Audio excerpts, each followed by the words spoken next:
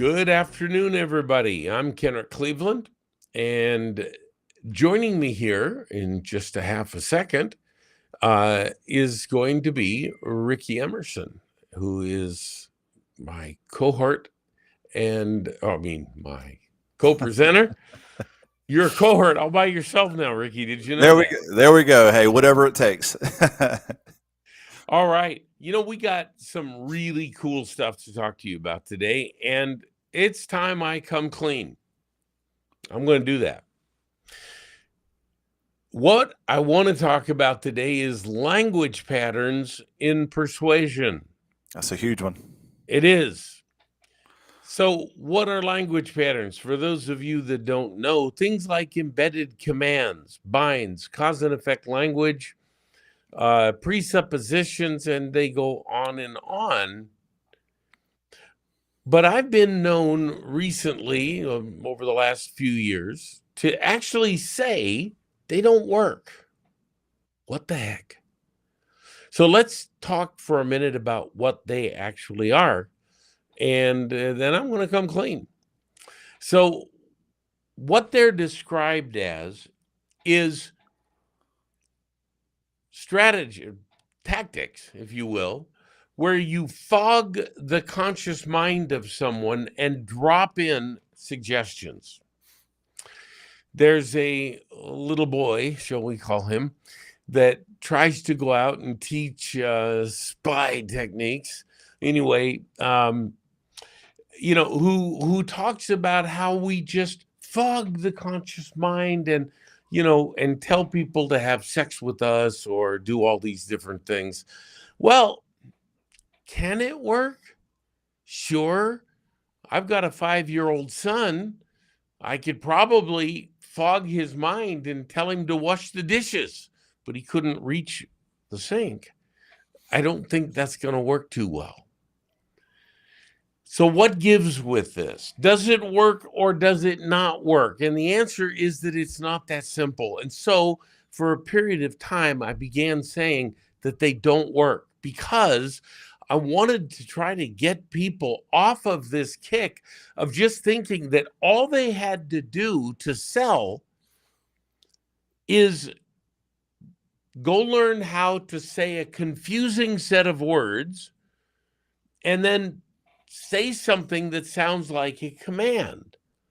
There were so many people out there that were doing things like, well, the reality of the situation could be that naturally when you begin to understand some of how this works, you can feel good now.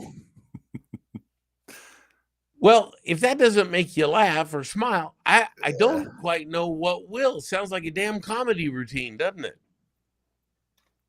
I've tried stuff like that in the past, Kendrick.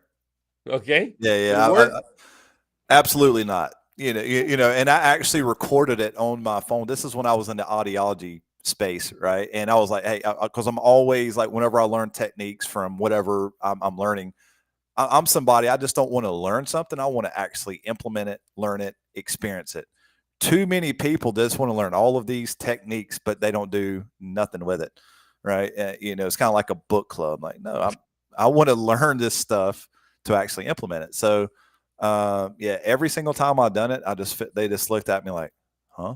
Ricky, do you know that I don't even allow book references on my Facebook groups?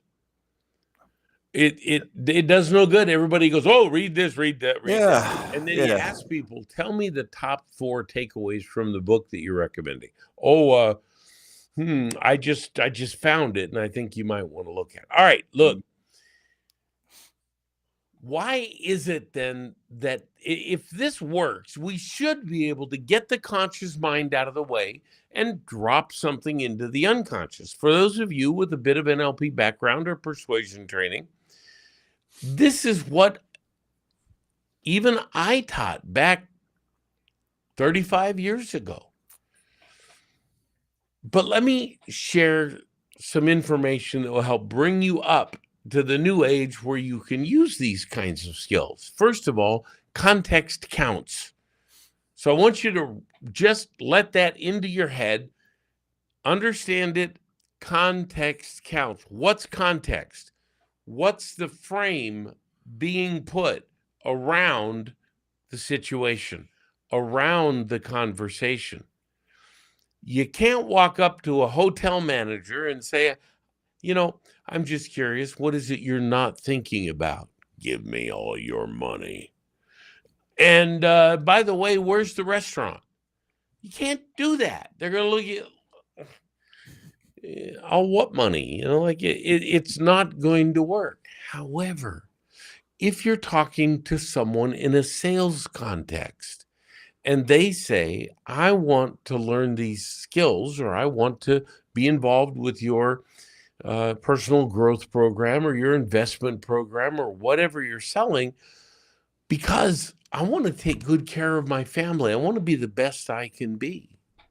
And you come back with, and as you think about that and let that expand in your mind, grow even bigger, you can feel real good knowing that that's what this conversation is designed to do.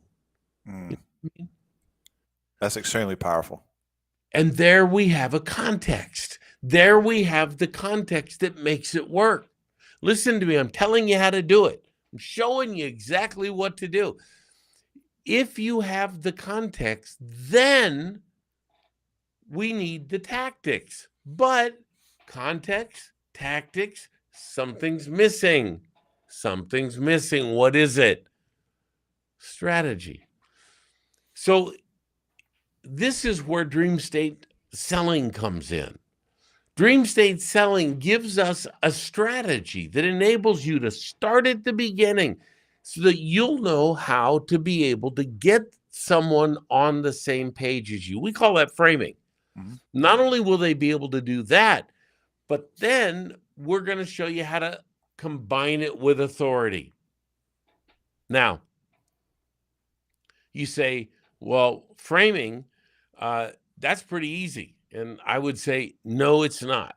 I would say authority is pretty easy, but that's if you're good at it. I'd say framing is pretty easy if you're good at it. But then we got to go deeper. We got to elicit leverage and know that's not just criteria or values.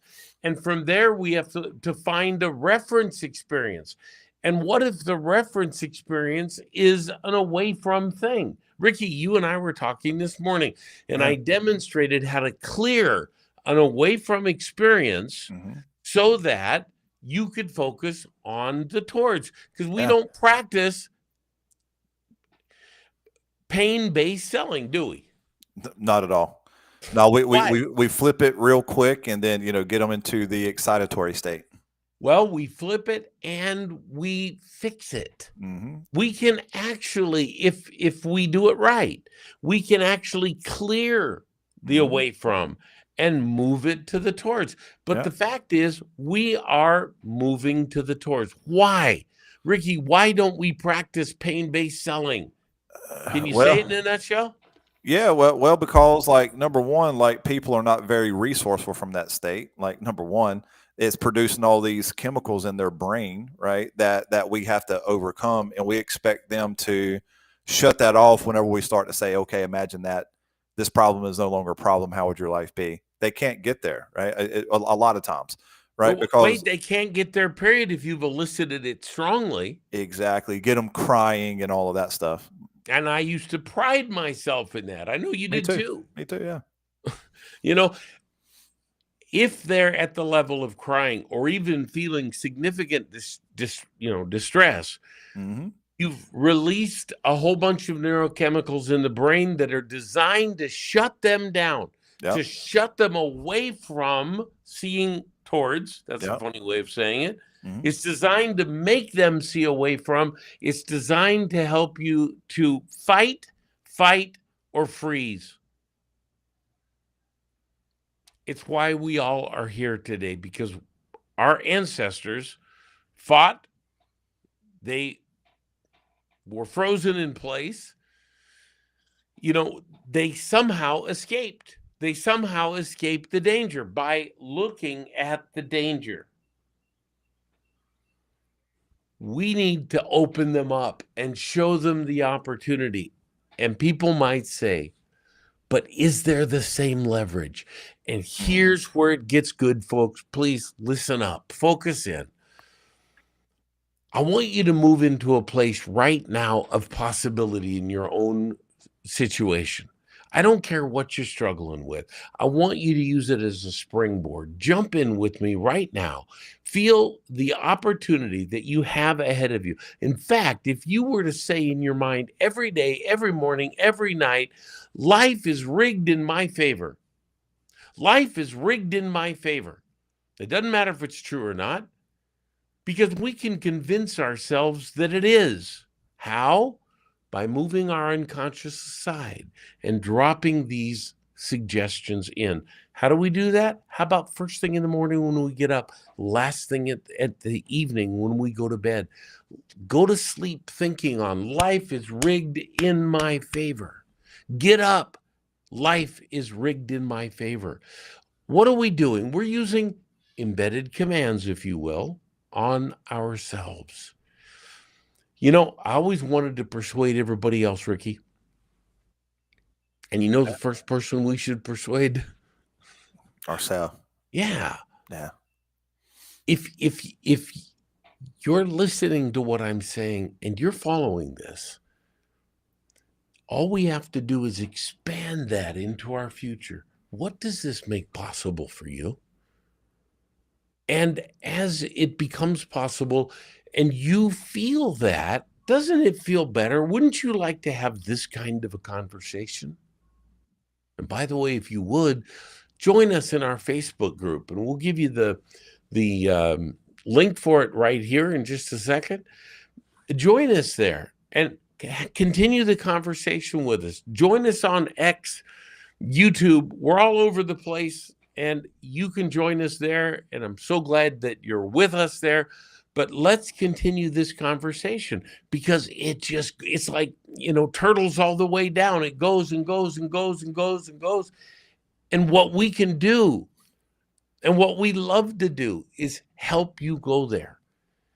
Expand what's possible. Listen, your clients are getting more sophisticated today. They understand when you're trying to use pain to hurt them, when you're trying to ensnare them or trap them. And I get it. I get it. Your sales managers, the owners of the companies, that's what they want you to do because they don't know any better. And it's easy to get pain. It's real easy. You're absolutely right, Ricky. You know what? Stop falling for the easy, because it's even easier to make you someone feel good and help them right into that direction. And all you have to do is just begin. Begin first by you stepping in. Begin first by understanding how powerful this really is. And then let us help you move forward. Move forward into the positive. Help people see the beauty of what you're offering. It does not take a negative approach to crash them into your program. All that does is create negative people. All right. Ricky, any closing thoughts on this?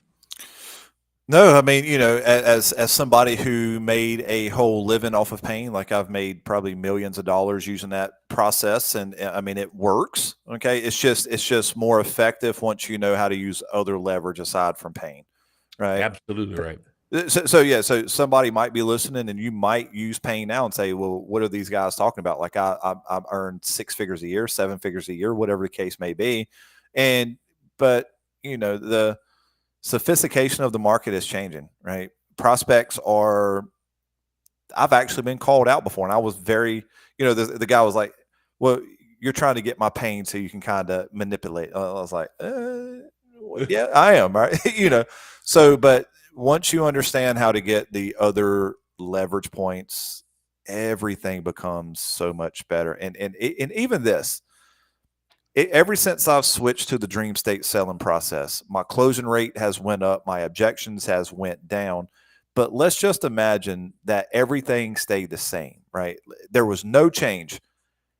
I'm a positive person. I don't like making people feel like shit. It's just not me as a person, right? I want to make people feel good, right? I want people to leave and say, "Man, that person really made a difference in my life." So Right. if nothing else changed besides me making somebody feel good about the process, it was a win for me. But when doing that, like, I mean, my results got higher. They're getting higher and higher as we speak. Even before this, I was number one on whatever team I was on. Like I was at the top with the pain based stuff. But now with this, it's even going way beyond and breaking more records and all this kind of stuff. But it all starts with flipping the switch and understanding you don't have to get pain. You don't have to. It becomes a crutch, I think, Ricky, where Yeah. some people think that without it, they've got no leverage. Yeah. But the opposite is true. Yeah. We can build a better prospect and we can help them convert to being a better client. And it Mhm. doesn't take even a minute longer, not one more minute. Yeah. So instead of, dragging the river bottom for all the mud, all the soot, all the stuff that's down there, Yeah. we can be right out in the light of day and we can be more proud and it can be easier for us. I mean, let me tell you something. One of the problems about digging into this negativity all the time is it's exhausting. Yeah, and I've done massive trainings for like being a sales manager and all this stuff for the team. And and here I am, backtracking on some of the stuff that I used to teach. But you know what? Like when there's a better way, switch or get left behind. I mean, it's I mean I'll face the music like, hey guys, I was wrong. That's what I knew at that point. That's what I was teaching at that point. I was getting results. I'm sorry, I Right. was wrong. You know what? I've had a 46 or more, 47-year career doing this. I started here as best as I could and gave everything I had. And Yeah, then it just kept going and it just kept getting better. Today, we're putting all that together. In yeah. fact, a little bit of sneak preview. Just wait about till the end of this week. We have new stuff that'll knock your socks off. Mhm. Not just new training, but combinations of things being brought together that has never been like it. So, hey, are you a sales manager? Are you a company? Don't think you can come and learn this and teach all your people. That would be a bit of a mistake, but we can sure help. Reach out to us. Let us know. Let's talk. And for those of you that are slogging through the mud every day, trying to think that you have to do it this way because that's what counts, listen, there's light at the end of this tunnel. And thank God it's not another train coming at you. Okay? It's absolutely what you have always been looking for. Listen, join us in our Facebook group. Do we have yeah, there we go. There we go. So we got a QR code for you. We got all kinds of stuff you can do to get involved with us. If you'd like that, that's where we're active. Although also YouTube, pretty much every social media you'll be able to find us on. One of the things I personally love to do, Ricky, it's just really fun, Yeah. is interact with people Oh, 100%. and do it live. I mean, hey, if I'm all that good, I should be able to do it live, right? Yeah. I can, but we don't have anyone live, so that's okay. We Yeah. will always look for that. If you'd like to do some stuff with us live, you're welcome to come and we'll work with you. And in the meantime, I think we have come and delivered what we wanted to deliver today. Is there I think anything so. else that you want to add? Well, it's just if you're watching the role play of this, I mean the replay of this, that's fine. But if you're available to hop on here and role play, right, with your scenario, with your product, with whatever it is that you're facing, and see how Kendrick just this magically just builds your desire up, and then you have that strong desire, like you guys are really missing out. So if you can make it at this time, if you're working, you can't make it, I totally understand. But if you can be on live with us, I'm telling you, it is game changing to actually role play with what you're doing. You will have all of these light bulb moments, and then it will change how you approach things. All right. With that, we've reached the end of our time, and I will say goodbye. And great having you with us today. And listen, every Wednesday, noon Eastern, here we are. So please come and join us. We'll see y'all real soon. See Take you care. guys. See you, Karen.